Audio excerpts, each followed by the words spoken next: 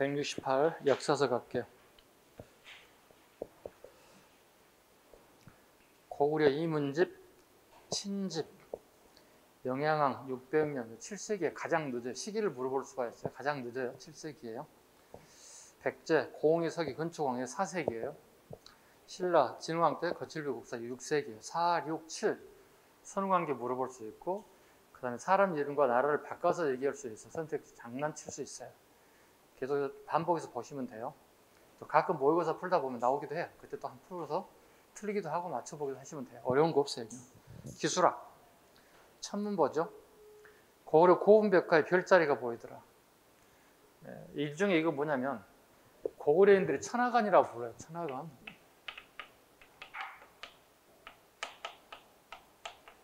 하늘의 별자리를 되게 중요하게 여겼다는 거죠. 신라 선덕여왕 때 첨성대에서 천문을 관측하였다. 첨성대는 되게 말도 많고 탈도 많죠. 여러 가지 가설들이 있으니까요. 볼첨자, 별성자, 돈대대자. 별을 관측하는 돈대란 뜻이죠. 별을 관측하는. 고려의 수도인 개성에도 첨성대가 있어요. 첨성대를 무조건 신라만 있다는 생각, 관념을 버리시라고. 고려에도 첨성대가 존재한다. 단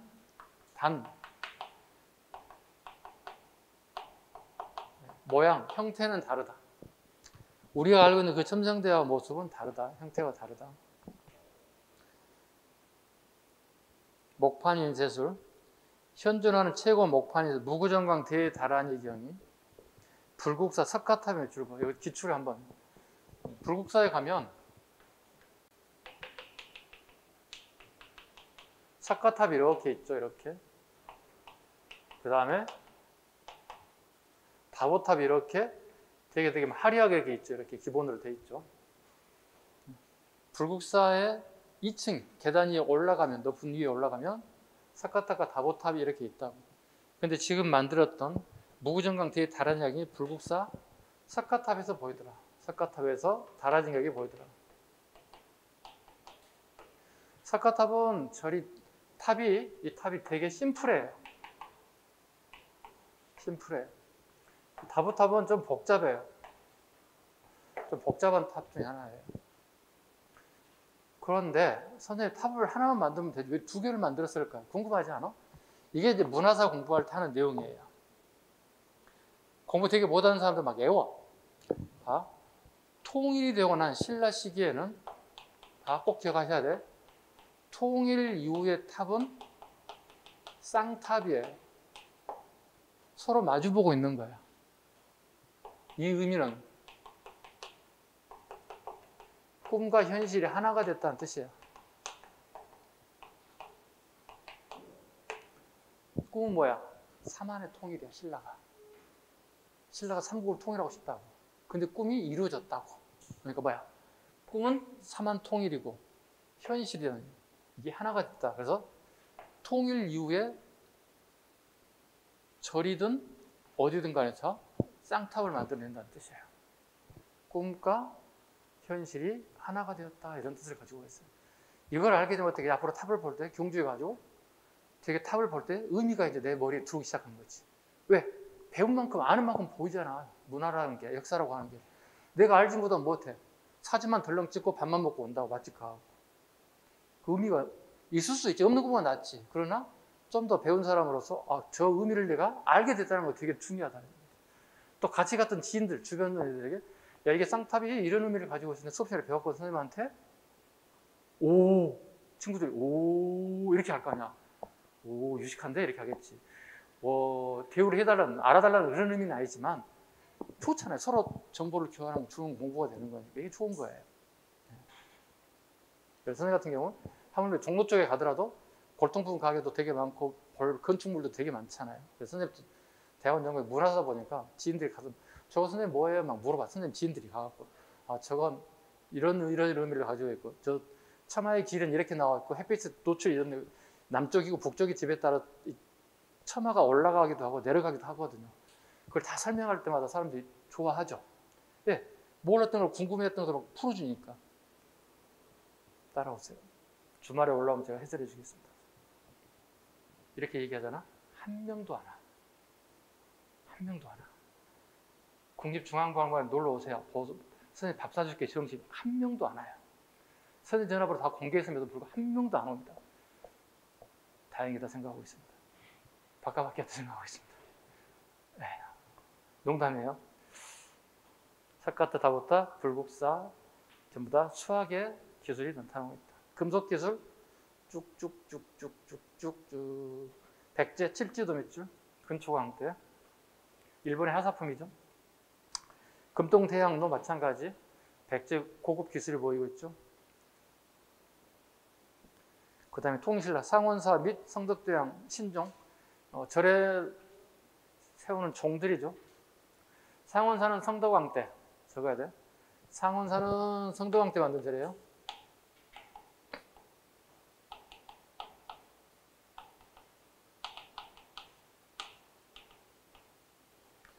그 다음에 성덕대왕 신종.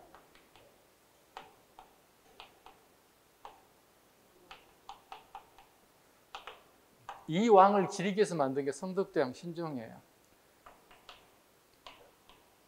경덕왕 때 시작해서 세고왕 때 완성해요. 이때 완성이 됩니다.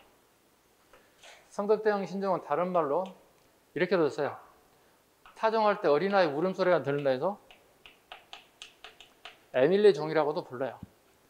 그래서 이 타종할 종이 봉독사라는 절에 걸려서 봉독사 종이라고도 불러요. 같은 말로 쓰기도 해요. 다 같은 말이에요.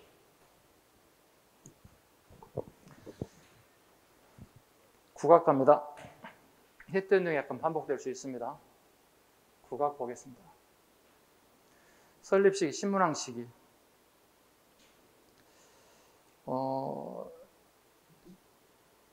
국악의 중요한 거 뭐냐면 춤과 효를 가르쳐요. 유교에서 가장 중요하게 생각한 게 있죠. 결국은 국립대학을 만들었다는 뜻이 되는 거잖아요. 그죠? 국립대학의 줄임말이 국학이니까. 주로 공부하는 건 유학을 가르친다는 거죠. 네. 중국 애들은 유학에서 가장 중요하게 생각하는 게 인을 얘기하고, 우리나라 사람들은 유학에서 가장 중요하게 생각한 것은 춤과 효예요. 춤과 효예요. 자, 그럼 요건 인이라는 것은 어질 인자거든요. 내가 가지고 있는 걸 베푸는 거예요. 인이라고 하는 것은. 내가 권력을 가졌다면 권력을 베푸는 거고, 내가 재력을 가졌다면 재력을 베푸는 거예요. 빈자에게, 부자가. 근데 되게 쉬운 게 아니잖아요. 여러분 있는 호주머니 틀어도 어려운 친구 도운다는 게 쉬운 일이 아니잖아요. 남북 살기 힘들어 죽겠는데 누굴 도와? 막 이렇게 얘기할 수 있잖아요. 이건 중국이고, 우리나라에서 유학을 가르치는 뭐죠? 국가에 충성하고 부모 효도하는 걸 가르친다는 거예요. 뭘 얘기하고 있는 거예요? 자기 지도체제를 강하게 하고 있는 거예요. 지금 이제 학교에 가가지고 인재를 양성하는데 국가에 충성하고 부모 효도하는 걸 가르치고 있다는 거죠. 그래서 지금도 우리 남아있죠. 우리 남성분들 군대 다니시는 분들 잠깐 손 들어주고. 대부분 다 갔다 왔지. 가면 제일 먼저 가르친 게 뭐예요?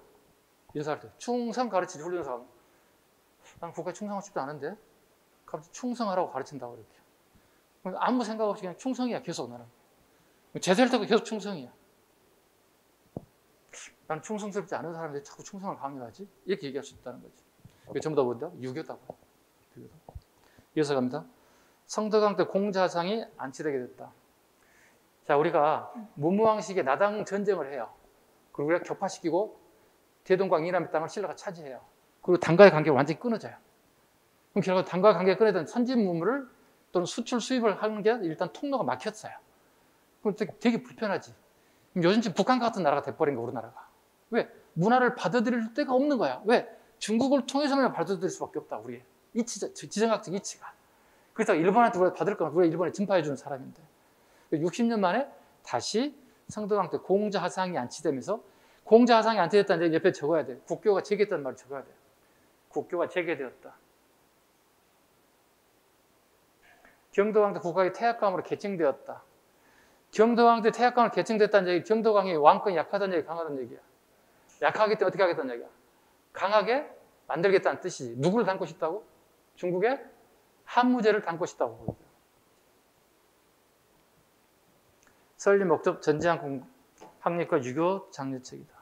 교육과정, 전공 필수 입학 자격, 수업 연한, 교수, 1과, 2과, 3과 필수 과목만 밑줄 그거나 논어와 효경입니다. 논어는 부처님의 말씀을 제자들이 글로 적어놓은 걸 논어라 불러요. 결국은 논어라는 얘기는 공자를 배우겠다는 뜻이 되는 거예요. 오른쪽 독서 상품과 갑니다. 시기 하대 원성왕 때 밑줄 그었습니다. 원성왕 시기에 실시한 우리나라 최초 관리 채용 시험 제도이며 단 과거 시험은 아니다. 과거 시험은 아니다. 목적 유교정치 이념 정립과 안건 강화 목적이었다. 실질적 이유는 손 좀 들고 내가 놀랐어요. 예, 이해서 합니다. 잠깐만 보세요. 실질적 이유는 육두품을 배제하고 진골을 등용하게 실시하였으나 진골들의 반발로 실패했다. 이들은 진골들이 이렇게 한다고요. 제도가 골품제를 뛰어넘을 수 없다. 제도가 나를 평가하겠다고 되게 기분 나빠한다고 진골애들이. 감히 너 따위 제도가 나를 평가해? 이렇게 생각하면 돼요. 여러분 지금 공무시험 준비하고 있어. 아니 정부가 나를 시험하겠다고 나를 평가하겠다고 감히 거부하겠어. 공무시험 보지 말라는 얘기잖아. 스스로 포기하는 거잖아요. 그러니까 웃기는 거야. 이게 쉽게 해서 뭐냐면 국가를 끌고 나가는 가장 기본적인 신분제가 아니라 제도잖아. 그렇잖아. 사람은 누구나 지금처럼 평준화됐다면 평등하다고 생각한다는 기초 위에 가는 게 아니라 그게 없는 상태에서 이런 제도를 거부하기 시작한 거야. 감히 너 따위들이 나를 평가해? 진골들이 반대로 결국은 실패했다는 거예요. 그만큼 진골들이 득세가 심했다는 거죠. 상, 중, 하로 나눠서 단역은 과거 시험이 아니다. 되게 시험 잘 나와요. 네. 되게 심플한데도 잘 나와요. 왜? 처음으로 신선하잖아요. 그냥 아버지 백으로 다 관직에 나갔던 시절이잖아요. 그죠? 국가에서. 골품제에 따라서 갔죠. 처음으로 공부 잘하는 순서로 뽑겠다는데 그걸 반대하는 거야, 진골들이. 감히 너 따위들 이런 제도를 나를 평가, 제도가 나를 평가할 수 있어? 뭐 이런 식이라는 거예요. 여러분 지금 공무원시험 그러면 다 떨어져. 참 공부도 할 필요가 없지. 발해양문. 충인의 지예신 같은 육부의 명칭을 유교식 명칭으로 사용했다. 육부죠. 육부를 유교의 가장 핵심인 게 충인의 지예신이야. 이걸 갖다 썼다는 얘기는 발해도 이미 유교가 또는 유학이 되게 발전된 모습을 보이고 있다는 거지. 유학생, 빈곤가에 많은 사람들이 합격하더라. 빈곤가라는 단어를 혹시 모르는 사람들이 설명합니다. 당나라에서 유학생을 대상으로 보는 과거 시험이에요. 이거 기본을 잡아야 되는데 어떤 이제 문제를 풀다 보면 틀리는 경우가 되게 있는데 당나라 학생들과 실력을 견주어 당당히 합격하였다 이런 거 틀리는 거예요. 당나라는 지네게 따로 시험이 있고 유학생을 따로 보는 시험이 빈곤과라고. 착각하면 안 된다고. 내가 당나라들한테 실력이 더 뛰어난 것도 이건 아니에요. 물론 뛰어날 수도 있겠죠. 개 중에는. 근데 뛰어나기 쉽지가 않죠. 봐봐. 외국인이 우리나라 말과 글을 아무리 잘해도 우리보다 더 점수 잘 나오겠어요? 그렇잖아. 우리는 지금 꼬맹이 태어날 때부터 지금 엄마 아빠로부터 들었던 또 사회 교육, 학교 교육이 여기 쌓여 있는데 쉽지는 않을 거 아니에요. 우리를 이긴다는 게. 그죠? 외국인이 아무리 똑똑해도 물론 가끔 TV 보면 진짜 똑똑한 애도 있긴 하더라. 야, 저런 걸 다 그러면 한 애들 있긴 해. 네. 발해의 문자. 동경성에서 발견된 앞자 기하를 통하여 기하장에 쓰인 글자라는 뜻이 앞자라는 얘기는 기하자니까 한자와 다른 발해 독자적 문자가 있었음을 알 수 있어. 그건 아직 판독되지 못하고 있으며 예교 문서나 공식 문서는 다 한물을 창했다. 세련된 사립별 정혜공주와 정혜공주 무덤에서 유학이 발달됐음을 알 수 있다. 정독합니다. 밑에 거 안 하셔도 됩니다. 7금종입니다. 170페이지. 야청 도의성 다듬이 소리.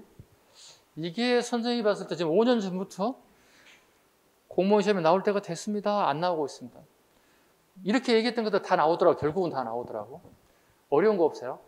발해의 예교관이 일본에 천황이 죽어서 조문을 갔어. 지금처럼 비행기 타고 쑥 갔다 1박 2일로 오는 코스가 아니야. 교통이 발달되지 않게.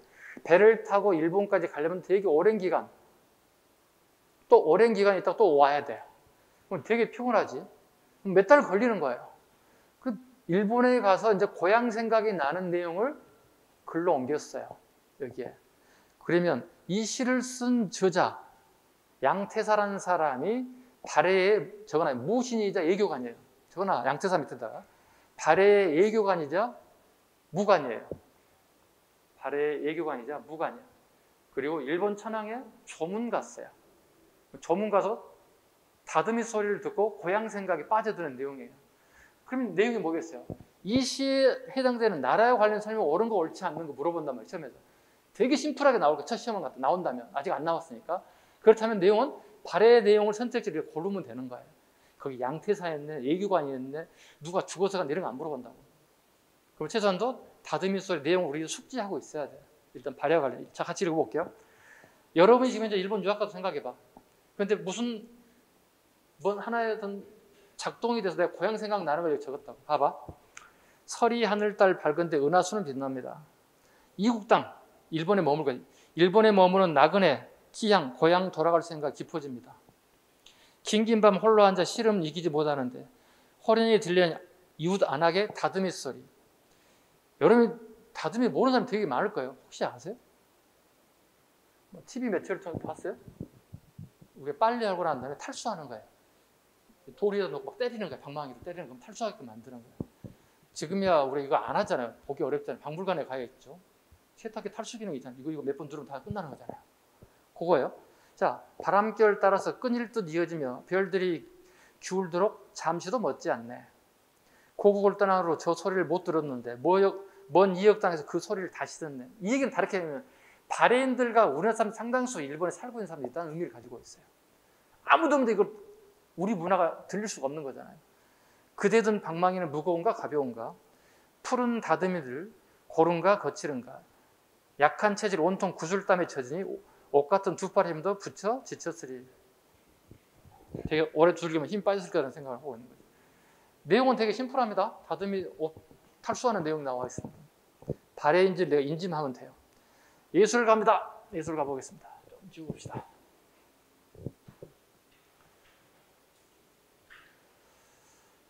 문화사를 지금 열심히 하고 있는데요.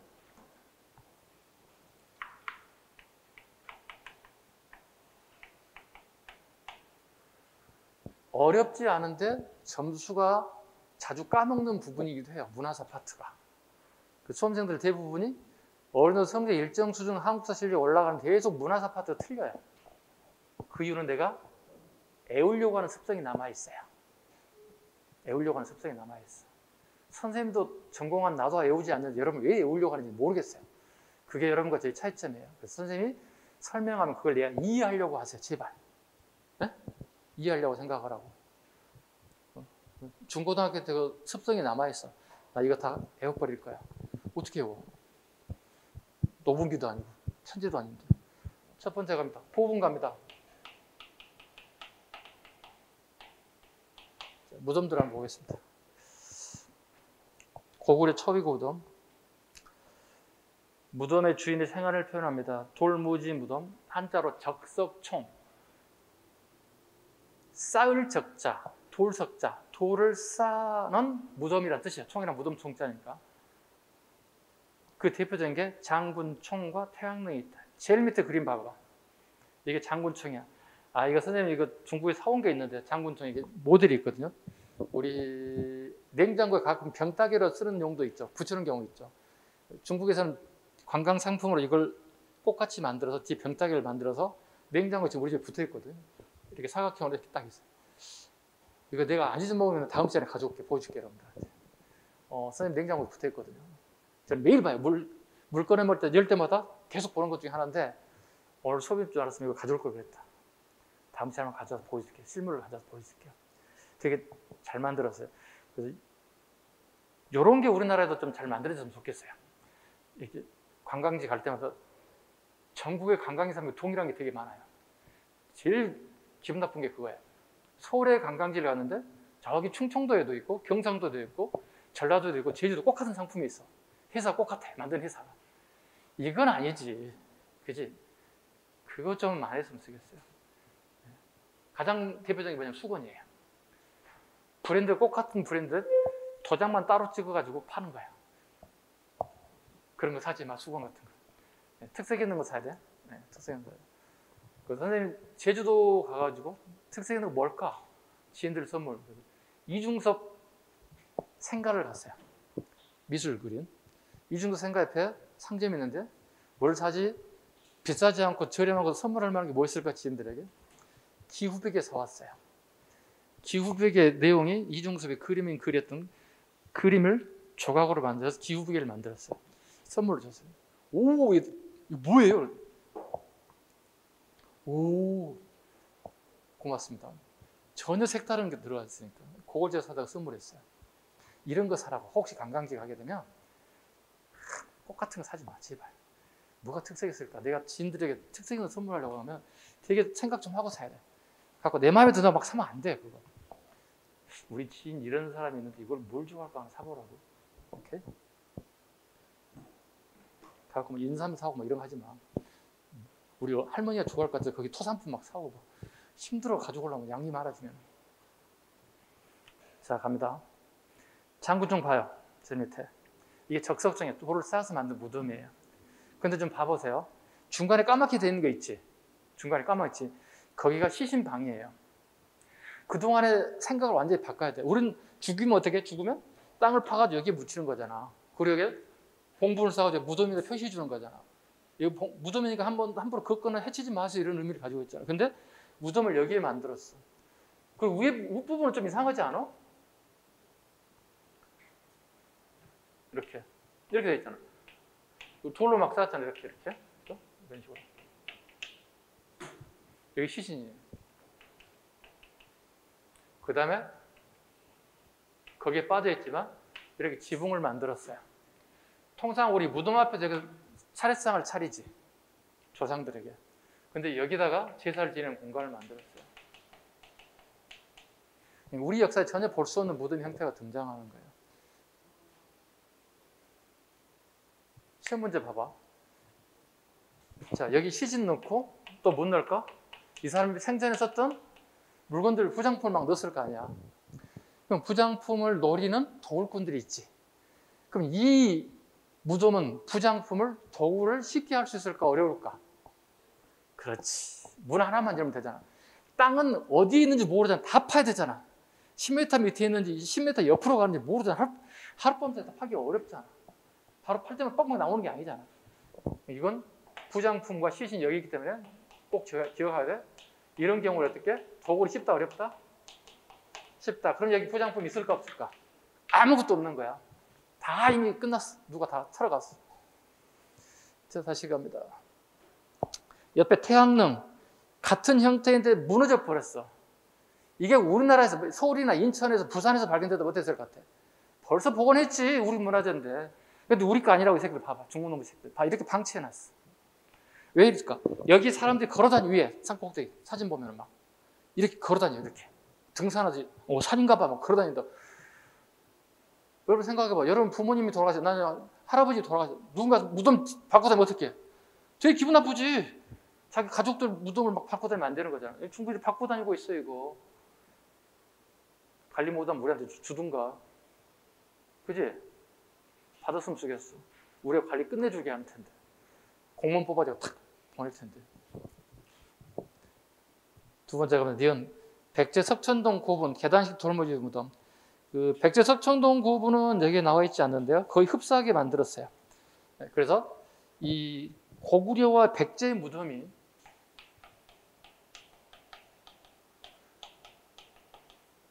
되게 유사해요. 무덤의 형태가 유사하다는 얘기 뭐예요? 뭔가 동질성이 있다는 거거든. 그 동질성은 여기 있다는 거야. 이 사람은 전부 다 뭐예요?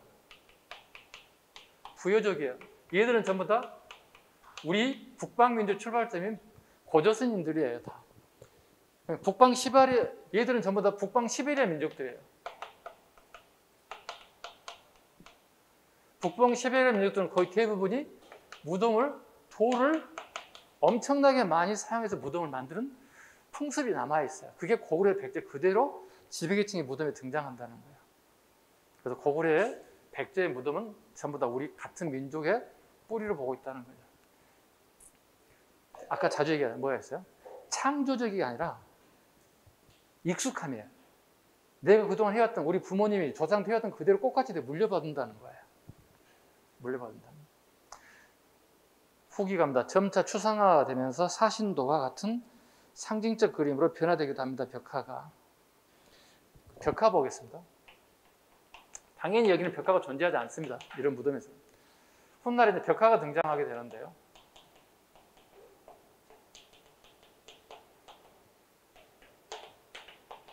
전기는 이 사람이 살았던 시기의 모습을 그대로 그린 게 생활도예요.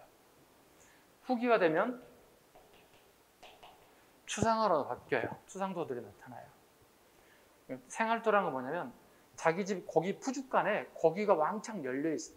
이렇게 널려 있어요. 내가 잘 먹고 잘 산다는 걸 보여주는 거야. 그 다음에 내가 하녀가 접대하는 모습이 되잖아요. 하녀가 무릎을 꿇고 주인에게 차를 바치는 모습이 등장해요. 그래서 예빈의 예부의 손님이 왔을 때 그걸 대접하는 모습들이 그려져 있어요. 그러니까 그래도 애출할 때 모습들 화려한 복식을 하고 그 다음에 우마차를 이용해서 애출하는 귀족들의 모습을 다 그려놨어요. 뭘 의미할까요? 내가 살아생전에 했던 모습을 지하에도 똑같이 재현해 놓은 거야. 그럼 이게 무슨 얘기야? 살아생전의 모습이 죽어서도 똑같이 이와 같은 부와 권력을 누리라는 의미를 가지고 있어요. 그러니까 지금의 삶의 모습이 저 세상에도 별반 다르지 않다는 의미를 가지고 있는 거예요. 이게 전기의 무덤들이 생활도인 거예요. 근데 후기 가면서 점차 사람들이 추상화로 바뀌었어요. 아까 잠깐 사신도 기억나시죠? 청룡, 백호, 주작, 현무 같은 거. 이러한 것들이 그리기 시작해요. 즉 철학적이 된다는 뜻이에요. 이런 모습으로 점차 변화가 되고 있더라. 이어서 갑니다. 대표적 고분 쌍영총. 쌍영이라고 하는 것은 기둥이 두 개라는 뜻이에요. 기둥이 두 개라는 얘기는 뭐야? 천정을 받치고 있는 기둥이 두 개라는 얘기는 규모가 커졌다는 얘기가 되는 거예요. 무덤의 규모가 커졌다는 얘기야. 서역 계통의 영향을 받아 서역 밑줄 그어야 돼요. 전실과 후실 사이에 팔각 기둥이 밑줄 그어야 돼요. 그 기둥을 이렇게 봐보세요. 이렇게 하나, 둘, 셋, 넷 이렇게 팔각으로 잡았다는. 이게 그리스 로마 시대의 문화가 서역을 통해서 우리나라에 들어오는 모습이에요. 이게 무슨 얘기일까요? 고구려인들의 개방적인 모습을 보여주는 거예요. 우리 것이 아닌 걸 수용하고 있잖아요. 개방적인, 고구려 되게 개방적이라는 걸 보여주고 있어요. 석실의 행렬도, 여인도, 기마, 무사도, 우차 등을 남겼다. 강서고분 갑니다. 강서고분은 우리 국내에 있는 겁니다. 국내에서 발견된 거예요. 그 강서지방, 여기가 이제 이쪽을 강서지라고 불러. 항해도와 평안도 쪽을 강서지방으로. 강서에 갔더니 무덤이 크게 세 가지가 발견됐어요. 이렇게 대묘, 중묘, 소묘가 크게 세 가지로 구분돼서 여기에 벽화가 등장하더라는 거예요. 여기서만. 아까 얘기했던 뭐죠? 청룡, 백호, 주작, 현무 같은 사신도 같은 모습들이 발견되더라. 그다음 수산리 고분, 여인도, 우산 쓴 모습, 일본의 다카마스 고분에 영향을 줬다. 173쪽 봐봐. 네. 수산리 고분의 여인도가 일본 다카마스 고분의 영향을 그대로 주고 있다. 똑같은 모습이더라. 약간의 다를 뿐이지. 즉 고구려의 무덤 안에 있는 벽화가 일본에까지도 영향을 주고 있더라. 삼국의 문화가 공이 일본에 전파되고 있는 모습을 다시 앞으로 옵니다. 무영총, 찻잎을 맞고 시동이 시중을 드는 접객도, 수렵도 등이 보이더라. 자, 오른쪽 173쪽 한번 봐주시죠. 수산리 고분, 귀족 부부의 애출도 화려하죠. 햇빛 쬐니까 우산까지 쓰고 가고 있습니다. 우산도 장난 아니죠. 엄청나게 길죠. 우산대가. 그래서 오름에 씨름도도 보이고 있습니다. 다시 앞으로 갑니다. 각조총 갑니다. 이건 씨름이라는 뜻이에요. 그러니까 우리는 한글로 씨름이라고 얘기하잖아요. 근데 씨름을 중국식으로 쓰게 되면 각제라고 얘기해요. 씨름이 그려져 있는 무덤이라는 뜻이에요. 무덤 총자니까. 그래서 씨름도라고 보시면 돼요. 근데 여기에 서역 계통의 인물이 보여있어요. 뒤에 씨름도가 있나 보죠. 자, 173쪽에 가쪽청에 씨름도 한번 볼까요? 오른쪽에 봐도 코가 뾰족 튀어나온 애가 하나 있어요. 매부리 코예요. 이건 우리나라 사람들이 아니에요. 우리나라 사람들 코는 그렇게 뾰족하진 않잖아요. 서양인들처럼. 그죠? 결국 뭐야? 서양인들이 와서 우리나라 사람과 씨름하는 모습이에요. 이것도 마찬가지로 고구려가 개방적이다는 거예요. 서역의 문화도 받아들인다는 거예요. 서역 사람은. 덕흥리 고분군. 영락 18년 강요토대왕의 연호가 보이고 있습니다. 그리고 고구려에 기한 유주자사 지인의 밑줄 긋습니다. 유주자사 지인의 기록이 보이고 있습니다. 그러니까 유주의 밑줄 그어야 됩니다. 이게 이제 그 안정보고하고 그 다음에 정약용 선생의 이제 고민거리 중에 하나가 유주라는 것이죠. 유주자사에 유주는 지역명이고 자사는 지방간이거든요. 유주자사 진이 통치하는 모습을 그림으로 그렸어요. 그러면 우리나라에 유주라는 것이 있어야 되잖아. 근데 우리나라를 아무리 역사책을 다 뒤져봐도 지명에 유주라는 데가 없어요. 보통 봐봐. 주9년에서 주는 되게 상위 지방 조직이에요. 우리 지금 현재 동네 이름 등에 뒤에 주자 들어간 동네 있지. 경주 수도니까 빼고 원주, 강원도부터 원주 이런 식으로 뭐 양주, 광주, 전주, 나주, 청주, 충주 다 주자 들어가잖아. 그럼 봐요. 중국제도 그대로 가져오면 주9년이거든. 이게. 주 단위, 구 단위, 읍이나 면 단위 얘기하거든. 근데 우리나라 아무리 뒤져봐도 유주가 없는 거예요. 그래서 중국책 다 뒤지는 거야. 봤더니 그 유주가 우리나라 땅이 아니었어요. 북경 근처였어요. 그럼 뭐야? 우리나라의 조상들이 일정 기간, 언제까지 정확하지는 모르겠지만 일정 기간 동안 유주 지역, 북경 근처까지 우리 영토임을 보여주고 있는 거예요. 근데 유주 자사를 지내던 진이라는 사람이 우리나라에 기여한 인물인데 죽었어. 죽어서 우리나라에서 묻혀서 무덤을 만드는데 그 무덤 안에다가 이 무덤의 주인 유주자사 진이라고 하는 글을 쭉 남겨놨다고. 초상화와 함께. 초상화는 당연히 글자가 나와 있으니까 알겠는데 그 유주라는 단어 때문에 미치고 환장하는 거지. 역사학者. 유주가 어디지? 유주가 어디야? 근데 유주를 찾는 거야. 우리 책에는 없는데 중국문은 막 나오는 거지. 이제. 아, 유주가 여기였네. 그럼 우리 몇 세기인지 정확하게 표현할 수 없지만 우리 5세기 최고 전성기니까 고구려가 강개투장이나 장수왕식의 일정 기간 동안 그 지역을 우리가 통치하지 않았을까? 이렇게 유추 해석이 가능하다는 얘기지.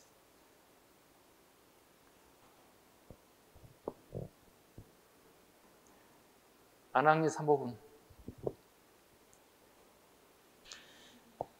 묵서명에 있어 무덤의 축점이 피장자와 관련된 사실을 전하고 있다. 여동에서 고구려를 망명한 동수묘라고 적혀 있어요. 동수묘인데 왕이 행차하는 행차도가 보여요. 미치고 환장하는 거지. 그럼 이게 왕의 무덤으로 봐야 되냐, 고위 관련 무덤으로 봐야 되냐, 이게 헷갈리는 거야. 우리나라 학자 반은, 그러니까 100명이 있다면 반은 동수묘, 반은 왕의 무덤. 북한의 학자들 무조건 다 왕의 무덤이라고 얘기하는 거야.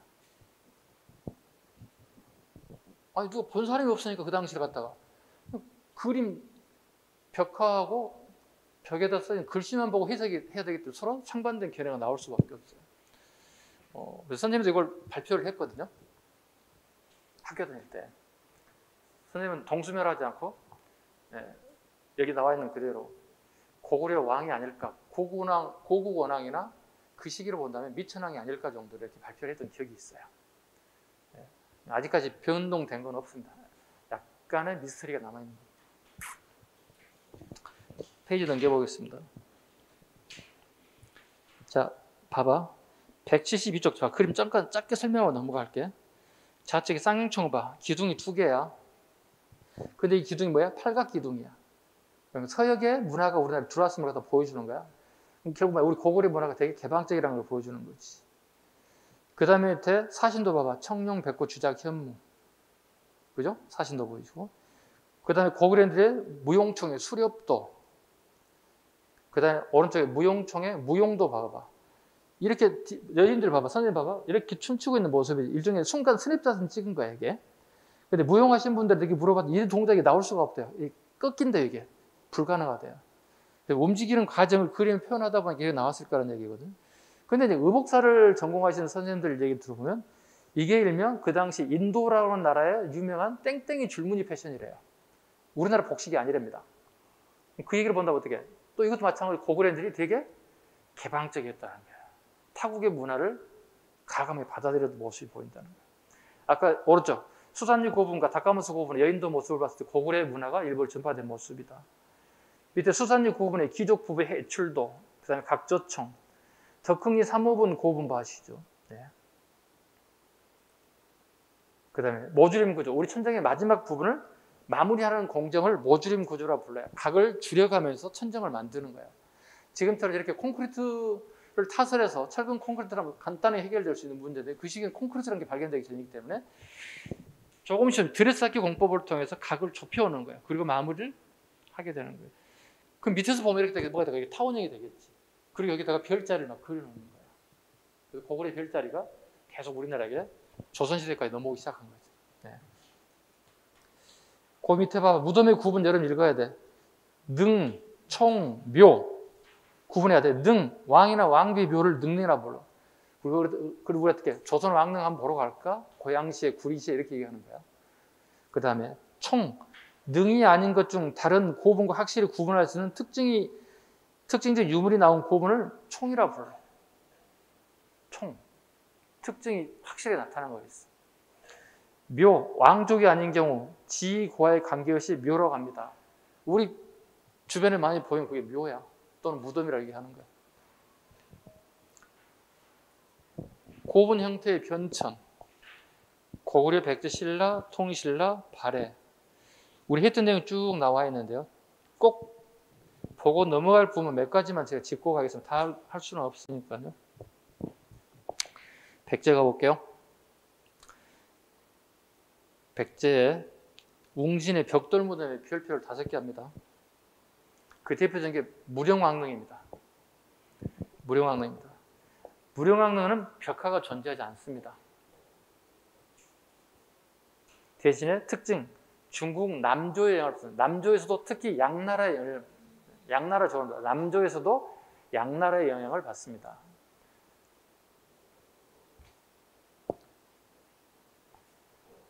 신라 갑니다. 신라의 전형적인 무덤 형태가 돌무늬 덧늘 무덤에 별표합니다. 돌을 무대기로 쌓아서 크기가 초등학교 운동장만 해. 길이가 한 80m, 넓이가 한 40m 정도예요. 엄청나지? 우리 초등학교 생각해봐. 지금 가면 초등학교 그렇게 크지 않아. 근데 성인이 되었는데 꼬맹이 때는 엄청나게 큰 운동장이었어. 왜? 내 시각으로 봤으니까. 그 정도 사이즈야. 그래도 그게 무덤이라면 장난 아니지. 우리가 할 수 있는 무덤은 이 정도밖에 안 되는 무덤인데 그게 엄청나게 늘어난 거잖아요. 자, 천마총, 호우총, 상남대총, 서봉총. 기출 다수라 저는 시험에 되게 잘 나오는 부분이에요. 벽화 없습니다. 없으면 죽었습니다. 신라의 돌무지 덧늘 무덤은 벽화가 없어요. 통일신라, 김유신묘, 원성왕릉, 성덕대왕릉, 굴식 돌방 무덤이에요. 대신에 오른쪽 끝에 12지진상이 있어요. 자축, 인묘, 진사, 오미, 신유, 수레를 무덤 주변을 쪼개서 조각상을 다 세워놨어요. 그 12지신이 그 무덤을 지켜준다는 수호신 역할을 본다는 거예요. 중요한 건 이 12지신산성이 통신라가 끝나는 게 아니라 고려와 조선 왕실의 능까지도 계속 이어진다는 거예요. 유산이 돼버린 거야. 참고 좀 더 깊이 들어가면 조선 후기 숙종 임금 때 죽기 전에 유언을 남겨. 야, 그 12진상 돈 너무 많이 들어. 나부터는 그 12진상 거기 세우지 마. 내 무덤에 세우지 마. 그 뒤로부터는 이제 왕들이 12진상 세울 수가 없는 거야. 왜? 비용이 너무 많이 들어가. 왕릉을 만드는 1년 이상 걸려. 이장해놨다 다 이장하는 거야. 무덤을 조성하는 거야. 연 인원 6,000명에서 10,000명 정도가 계속 동원되는 거야. 무덤 하나 만들기 위해서.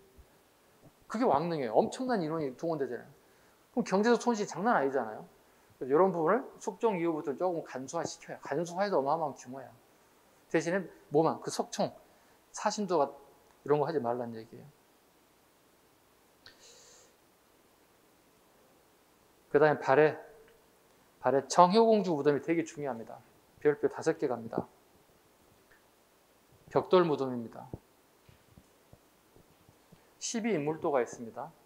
벽화 안에, 무덤 안에 벽화가 있다는 뜻이고요. 특징, 당의 영향을 받기 시작합니다. 왜냐하면 정효공주는 문왕의 넷째 딸이에요. 문왕이 후기가 되면 당나라의 문화를 수용해요.